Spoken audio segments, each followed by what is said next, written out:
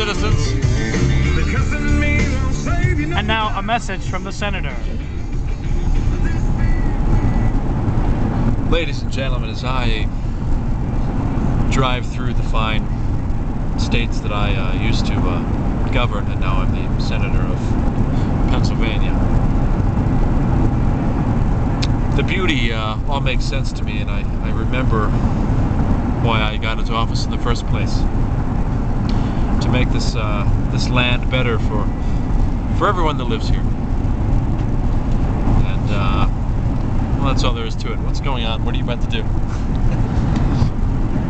Well, of course, Tom is jerking off again. That's great. Great. I was trying to have a serious moment here. Oh, well, no. Okay, go. Yeah,